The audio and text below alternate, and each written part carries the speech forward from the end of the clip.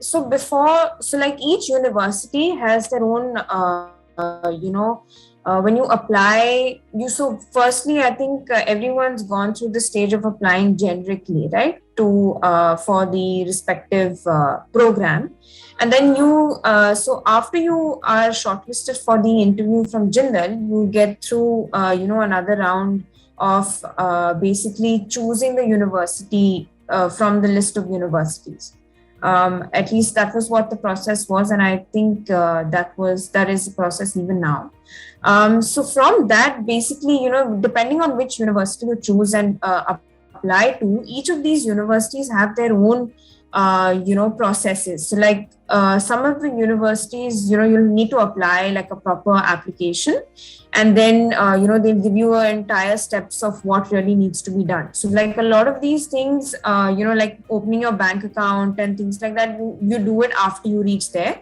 But at the same time, your dorm, and at least for me, I had to apply for my dorm before I went, because the Kelly School of Business wasn't actually giving us accommodation at that point in time, the international students. So I kind of had to figure out, where I would live. But then later on, they came out with, they gave us certain accommodation, and I managed to get through an off-campus accommodation, but through college. And in terms of course enrollment, again, it all depends on the university, because I could choose the courses. They give me a list of courses, and I could choose the courses that I wanted to take depending on how many credits I had to fulfill. And there was a limit on how many minimum credits and maximum credits, but it all depends from university to university, because on their structure, and also what the structure of for the international students would be, because some universities will have a different criteria for their international students and for their domestic students.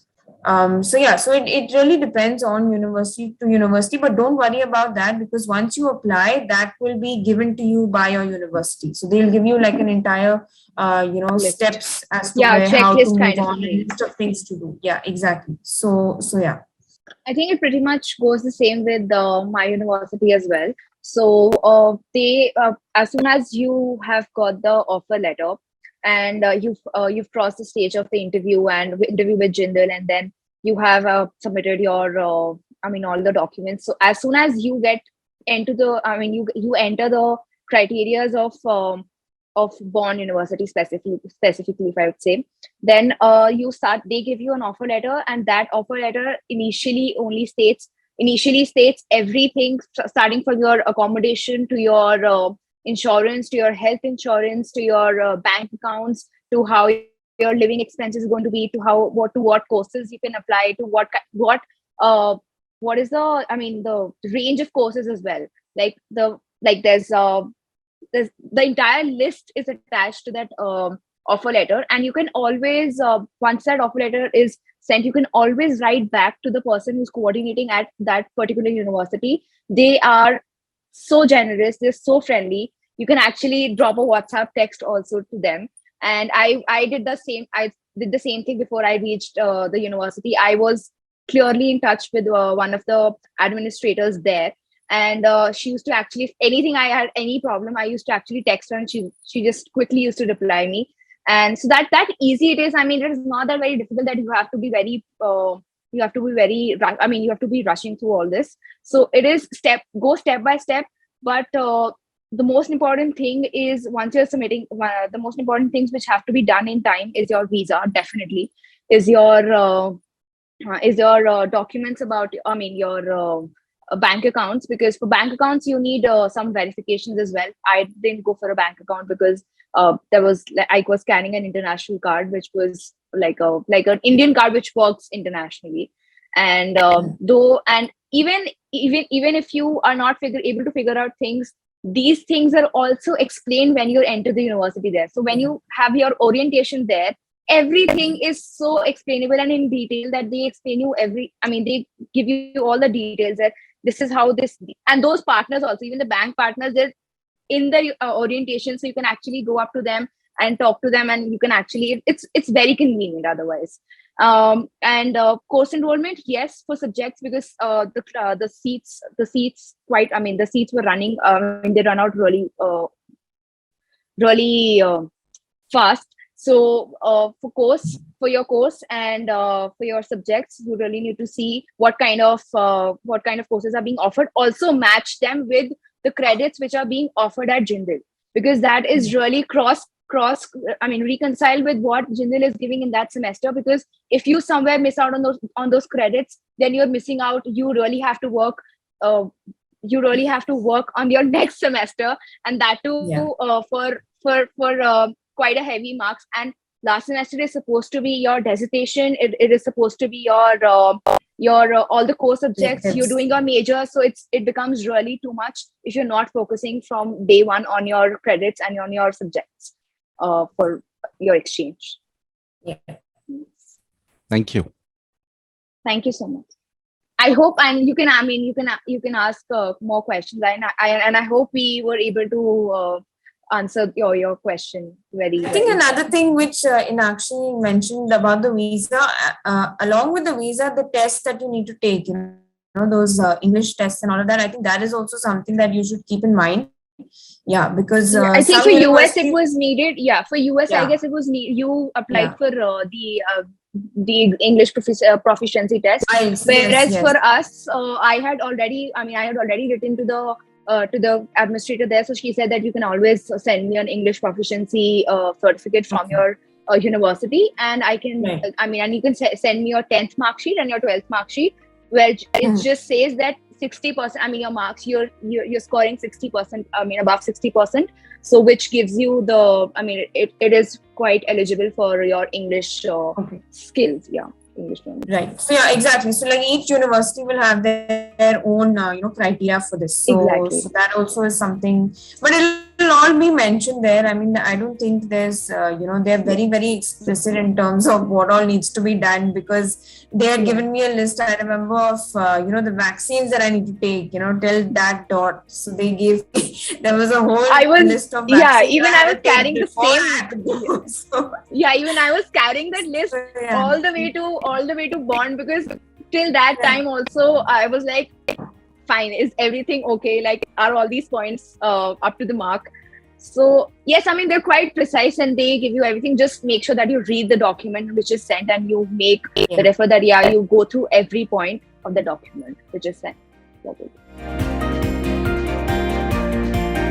Support, I think JGBS is the one who's actually giving that opportunity. So they are responsible. But you're even more responsible to get after them, that yes, I have to get my documents on time, because it is not there. I mean, they have given you the opportunity, but you're the one who's actually taken it. So you have, from day one, you have to be on time. You have to be managing everything they're not going to be particular. To be very honest, they're not going to be particular, and everybody has a lot of things to manage and so many students to manage. So they cannot actually, be very particular about each and every student. And that is on a human nature also, that's not possible somewhere. So what you can actually do is, I'm sure that SAP office was, from day one, they were very supportive, because they were the only ones who we used to talk about our student exchange. So be it our application, be it our visa, every step I used to update back to my professor, who was Venkama Raju sir. I used to actually be in touch with him, and every now and then I kept on writing mails if I had any problem. But yes, JGBS also offers you again a document which you have to go through, and you have to make sure all those points are clarified. And mails especially, mails are something you tend to miss out on them, but just mark your these are very small things. Just mark that SAP office thing and do a flag thing, so that is on your priority list in your mailing list, because apparently there's so many things happening in the university also, that you tend to forget. I mean, you tend to miss out on something. So that way it becomes very easy that you're into their consideration, and you are actually, I mean, they're also communicating with you very well. Yes, this was for at Jindal SAP office. Then SAP office was there, then everything. I mean, if they had to give your LORs, or if they had to give your English proficiency test and all, so all of them was managed by them. I mean, of guided by them, but you had to go and actually manage and be at their doorstep that, yeah, this document is missing, please get me this document. I mean, please help me to just get this document. If I'm missing out on my IELTS, or if there's something, if there's a communication via the university which they're asking for something, or they're asking for a document which is not available with you, then you actually go out. And JGBS is they're very friendly. They can actually, it's just that you, I mean, you have to knock, and then they'll be at your at your command. I mean, you can always go and communicate, so that is not an issue. And I guess SAP office currently, I guess Venkama Raju sir has left. If I'm not, no, he's still there. All right. Yeah, he's there. In fact, so just he's your the point of person. Yeah, he is yeah. your point of contact, and he is your person to go to for all your queries. At that point in time, we didn't have SARC, so the SAP team was the only team that we were actually. But it was amazing because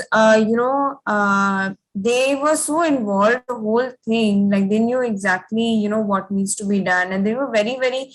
Plus, they've been through the process many times. Like, Venkama Raju sir has been through the process many times, so he exactly knew, if we used to get stressed, like suppose I went to him many times out of, anxiety that, sir, I've not got this email, I've not got it. He said, don't worry, we still have time, they're still probably processing it and things like that. So he really, really helps you because he knows the entire process. He's been through it, and, it's very, very comfortable and easy because, they know exactly what's going on. They're coordinating through and through, the entire thing. And they know, even if they may not have it at the top of their mind, they know, they have their documentation in place, and you can go to them for anything. I mean, even while we were, wherever we were in our respective colleges, I mean, we still had, our roots back to him, and we used to contact him for anything that was, required. So that support system is definitely there. And also our professors,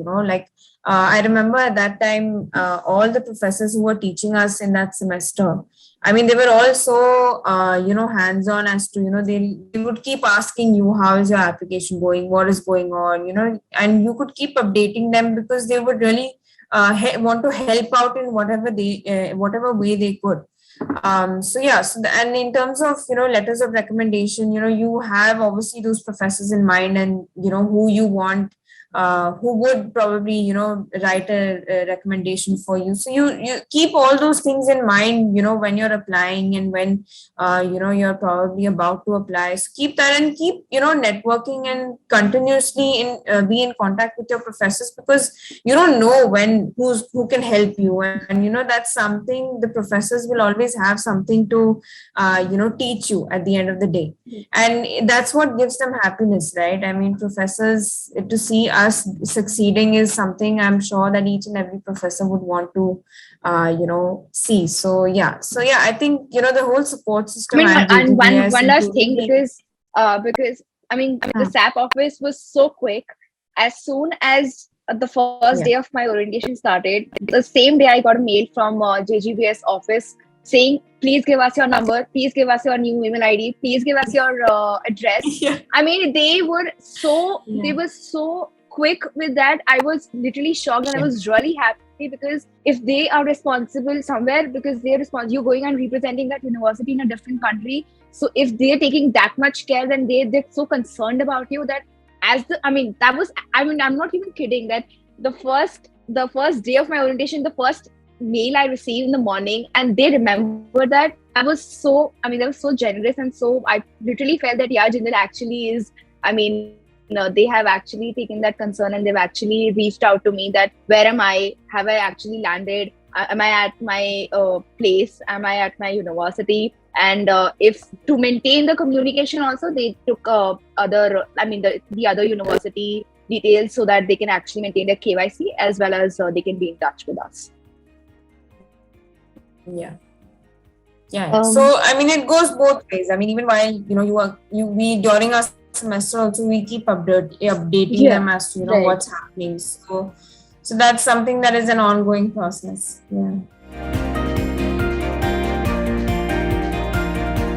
So making it fruitful, what you can actually do is before even doing something, or before even acting on something, just remember that um, remember where and which university you're representing at the end of the day.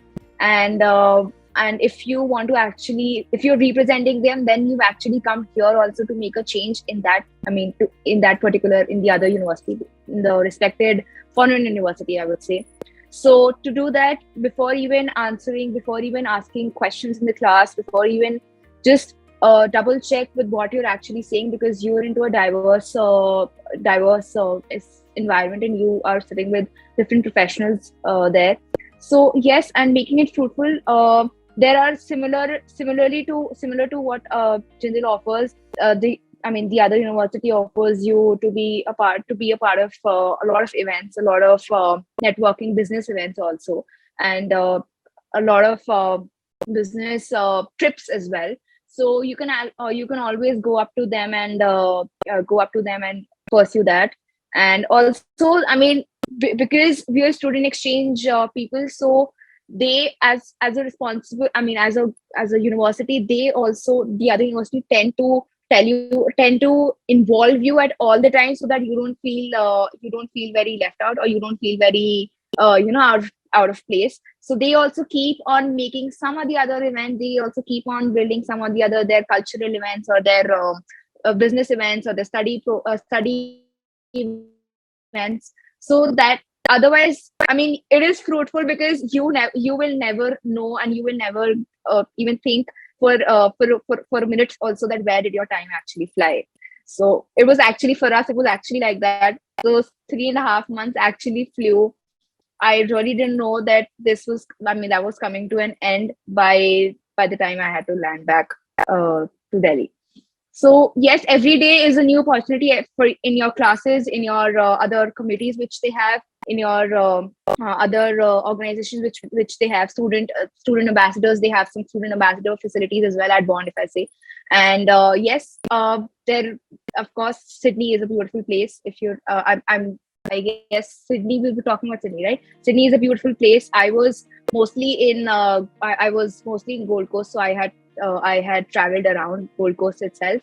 So I didn't go to Sydney because I didn't apparently have the time also, because to cover the entire Gold Coast into those on the weekends itself, because even after classes, things used to shut up really soon. So weekends were the only time when we actually went out and explored new places. And yes, they actually take you for trips also. They plan you. They have this beautiful thing which they had at their at the university, was a travel and tourism office which they have. So you can actually get a travel and tourism thing, and if you want to travel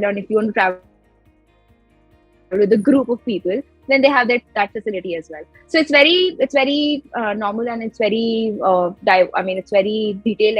Everything is very detailed, and everything is very much there. So you don't have to worry about how will you actually making your time, and how will you actually be spending your time with there. So everything is very planned, and everything is very smooth. So, when you're, that's a very, very good and important question, because, when you go to these universities, you're actually, interacting with people. Like, for example, I was interacting with people from Germany, from Italy, from, Denmark, from, I don't know, I'm forgetting the places. I was interacting with at least people with 10 other countries, and to get to know about them, to understand their culture, because there were a lot of these events that the coordinators at Indiana University that actually held to kind of get to know each other's culture. So there were a lot of things. We would just probably go out for dinner and kind of just hang out, understand each other, where you're coming from, what kind of things you do in your country, and things like that. And then there was also for Thanksgiving, we were there during Thanksgiving. So the college had Indiana University had a proper Thanksgiving, authentic original Thanksgiving lunch for us. So we actually sat down together. People from all over the country were sitting down together and actually understanding the American culture of Thanksgiving and things like that. And becoming to understand cultures from all across the world is something that takes a lot of time and a lot of patience. And it helps you as individuals, because at the end of the day, if you're actually applying to a multinational, right, a lot of people want to get into these big global companies, want to work around the world or around the country, and to understand these cultures, to understand the work ethics, to understand all of these things is very, very important. And through these exchanges, you actually get to interact with the people and understand where they come from, understand what exactly you can ask them questions on how are things professionally there, what is the economy like, and people actually know the answers to these questions. When you actually talk to them, you understand a lot of things, and that is something you can always keep in mind when you're applying to these organizations, because you will, in any organization, even if be it an Indian organization, you will always have somebody from another country who's probably working with you, right? So at that point in time, it really understanding cultures really helps in kind of making the other person feel like, okay, fine, that person is not being a racist, or not being they're understanding of where the person is actually coming from. And you're not really, you should not really kind of have assumptions. If you want to ask questions, I'm sure, everyone is open to be asked questions, and nobody would, they would rather have themselves being asked questions than having people have assumptions about them. I think I never see, you only can feel an outsider when you don't want to adjust or adapt to that particular environment. You will always feel someone who's very very out of the place. So your adjustment, and you have to adapt to the environment, and you have to be in that so that you can enjoy what you've actually got. So I personally didn't feel any racism, a big no for that, and I never felt that I was an outsider. All the people, all the students over at the respective universities, they were all very very friendly and very go-to people. Yeah, it all goes to, it's your mindset, right? You go with a mindset that you don't want to, that you're only going to do this or only going to do that. Obviously 10 million things will come to you saying that, oh, this is not nice and that's not nice. But if you go with an open mind, you go with the flow, feel it, literally inculcate that culture in you. Even if you may not like the country, you may not like, but you keep an open mind. You never know, there's something that will just click. And that's something that I think is very, very important, because it will literally define your whole experience over there. Because I know a lot of, like, not in Jindal, but I know other friends from other colleges who've gone to other universities abroad to study, and they've really not liked the entire the country, or the lifestyle and things like that. And that really defines how you're going to be in college as well, right? How you're going to study, how you're going to take in the academics, all of that. So it really affects you. So the whole thing is to be, there may be a lot of countries, like, I'm sure a lot of us would have faced racism at some point in time, but at the same time, it can't be something that's going to hold you back, and it can't be something that defines your entire experience, because there will be times where, oh God, you'll feel like you're feeling like an outsider. You may not have, friends close by in your same vicinity, but that shouldn't hold you back, right? You're going for a purpose. You're going to kind of, build yourself, you're building your social life. You want to come back and talk about it, right? So it's these things that really, should not let it affect you, even if you experience racism, because it just goes to, And it's something that I feel, I mean, I'm sure I would have faced racism at some point in time over there in America, but I didn't let that even come into my mind, because it's not something that I would focus on, right? I'm focusing on my experience there, and how I'm kind of understanding the people there, understanding the learning techniques over there, your social life there. But at the same time, it's not something that, I mean, you always have your other exchange friends to back on, and also you get to make a lot of new friends there. You don't necessarily have to probably mingle with you can mingle with a lot. Like I, for example, have made a lot of friends from the other countries that had actually come to Kelly school for their own semester exchanges. So you make a lot of friends from other countries, not just the country that you're actually going. So yeah, so I don't think, as long as you have an open mind and you're not going with a mindset that these kind of people are like this, I think you'll be fine.